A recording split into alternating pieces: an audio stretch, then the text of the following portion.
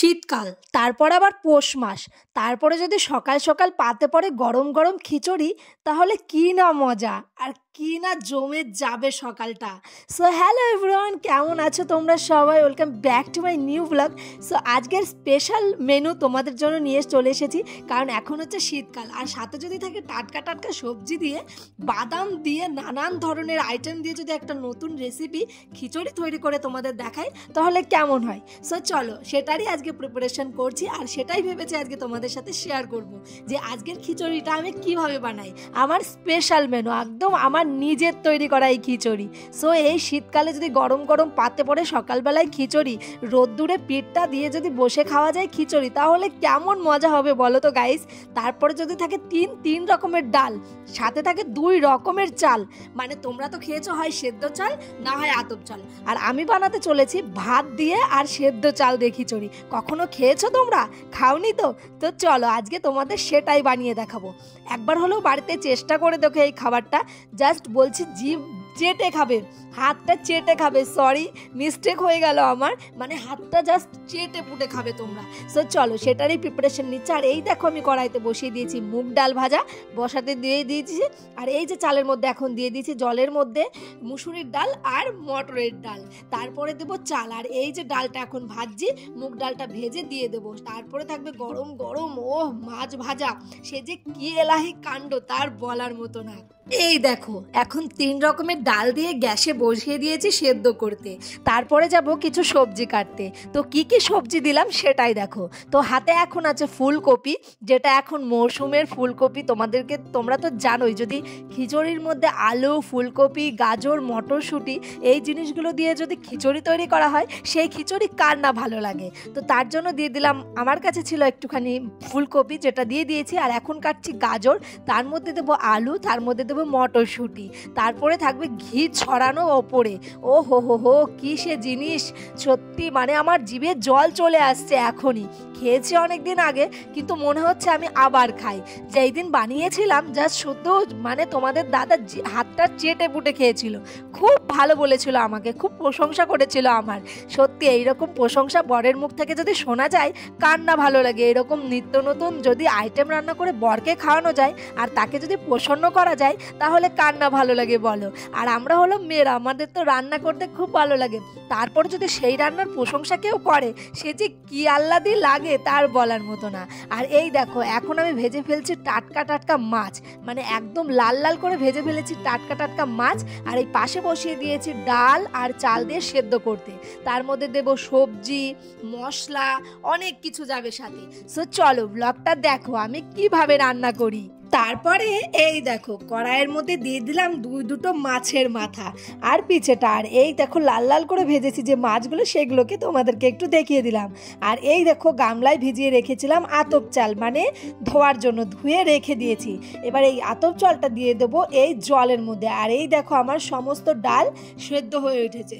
তো তার মাঝখানটায় আমি এর মধ্যে দিয়ে দিয়েছিলাম গাজরগুলো, কারণ গাজরটা সেদ্ধ হতে অনেক টাইম লাগে, সেটা তো তোমরা জানো। তার জন্য গাজরটা আমি আগেই দিয়ে দিয়েছিলাম। আর এখন একটু দিয়ে দিলাম লবণ, মানে স্বাদ মতো, যদি পরে লাগে তাহলে অবশ্যই দেবো। আর এখন এই দেখো এর মধ্যে দিয়ে দিচ্ছি আতপ চালগুলো। এবার এগুলো সম্পূর্ণ সেদ্ধ হয়ে যখন আঠা আঠা হয়ে আসবে, তার মধ্যে এর মধ্যে দিয়ে দেবো আরও কিছু সবজি।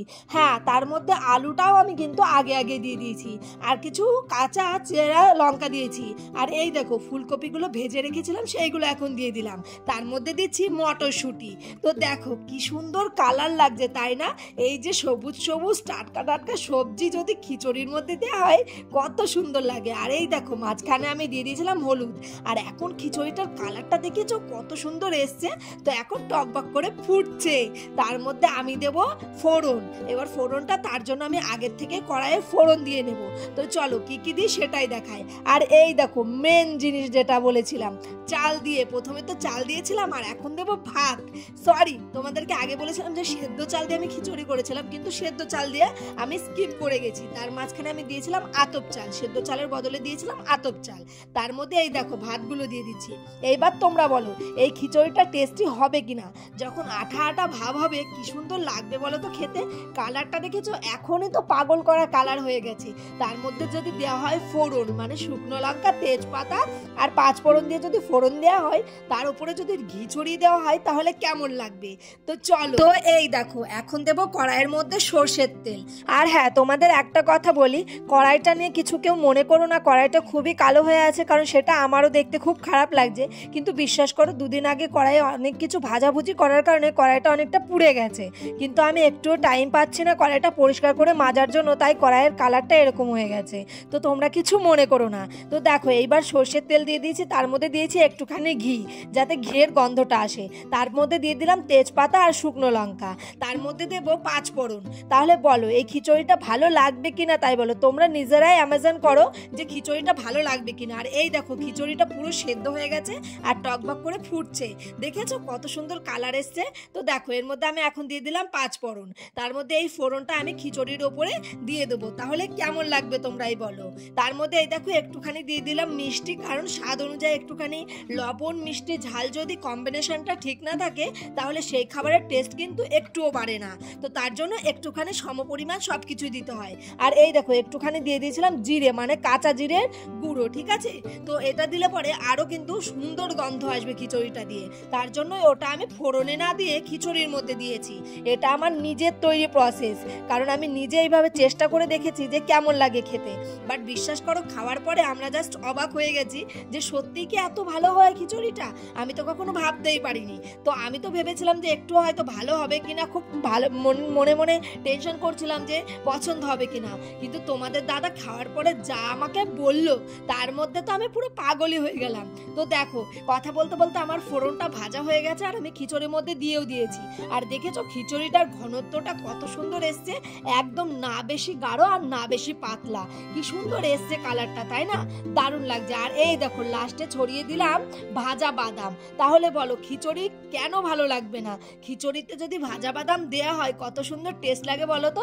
যখন খিচুড়িটা মুখে পড়বে আর তার মধ্যে যদি পড়ে একটা করে বাদাম, তাহলে পটপট করে ফুটবে, কত সুন্দর লাগবে বলো তো খিচুড়িটা। আর হ্যাঁ, এই দেখো লাস্টে দিয়ে দিলাম গরম মশলার গুঁড়ো। তার মধ্যে লাস্টে কিন্তু দেবো অবশ্যই ঘি, যেটা তোমরা একটুও ভুল করবে না দিতে। তো দারুণ লাগবে খিচুড়িটা খেতে। আর আমরা খেয়েছিলাম, খুবই ভালো হয়েছিল। তোমরাও একবার চেষ্টা করে দেখো, তোমাদেরও খুব ভালো লাগবে। আর এই ভিডিওটা দেখে যদি তোমাদের ভালো লাগে, তোমাদের যদি একটুও পছন্দ হয়ে থাকে, তাহলে অবশ্যই তোমাদেরকে রিকোয়েস্ট করবো ভিডিওটাতে একটা লাইক করো। আর অবশ্যই ভালো লাগলে একটা কমেন্ট করে দিও যে দিদি ভাই খিচুড়িটা খুবই সুন্দর হয়েছে। আর ভিডিওটা ভালো লাগলে অবশ্যই শেয়ার করো। আর যারা আমার ভিডিওতে নতুন, আমার চ্যানেলে নতুন, তারা অবশ্যই কিন্তু আমার চ্যানেলটাকে সাবস্ক্রাইব করে যেও। আর ভিডিওগুলোর থেকে একটু ঘুরে এসো, তোমাদের খুব ভালো লাগবে। আর এই দেখো লাস্ট পাতে পড়ে গেছে গরম গরম খিচুড়ি, দেখেছো কেমন ধোয়া উঠছে। আর দেখো তোমাদের দাদার পাতে দিয়ে দিয়েছি, আমি নিয়ে নিয়েছি, আর ছেলের পাতেও দিয়ে দিয়েছি। তো এই ছিল শেষ প্রসেসিং। সো দেখো খিচুড়িটা ভালো হয়েছে কিনা তোমরা একবার কমেন্ট করে বলো। ভিডিওটা কিন্তু ভালো লাগলে অবশ্যই কিন্তু লাইক করতে কেউ ভুলো না। আর আমার ভিডিওতে অনেক অনেক ওয়েলকাম তোমাদেরকে, আমার চ্যানেলে অনেক অনেক ওয়েলকাম। যারা আমার চ্যানেলে নতুন অবশ্যই আমার চ্যানেলটা সাবস্ক্রাইব করে দিও। আর যারা আমার চ্যানেলে পুরনো তাদেরকে অনেক অনেক বুক ভরা ভালোবাসা। আর এই যে পাতে পড়ে গেল গরম গরম মাছ ভাজা। সো চলো এভরিওয়ান, তোমরা সবাই খুব ভালো থেকো, শীতের মরশুম তোমাদের খুব ভালো কাটুক। সবাই কোথায় কোথায় ঘুরতে যাচ্ছ এই শীতের মরশুমে অবশ্যই কমেন্ট করে জানিও। কিন্তু আমরাও যদি চেষ্টা করতে পারি তো অবশ্যই আমরাও যাব। ওকে, তো চলো এভরিওয়ান। আর এই দেখো তোমাদের দাদা এখন খাচ্ছে, তো তোমাদের দাদার রিয়াকশনটা দেখো। আমি ওকে এটাই জিজ্ঞাসা করছিলাম যে কেমন হয়েছে। আর এই দেখো আমার কিন্তু পাত পুরো শেষ হয়ে গেছে, আর তোমাদের দাদাও খাচ্ছে, আর ছেলে নিজে হাতে আজকে প্রথম একা একা ভাত খেলো। সো চলো এভরিওয়ান, বাই বাই, সবাই খুব ভালো থেকো।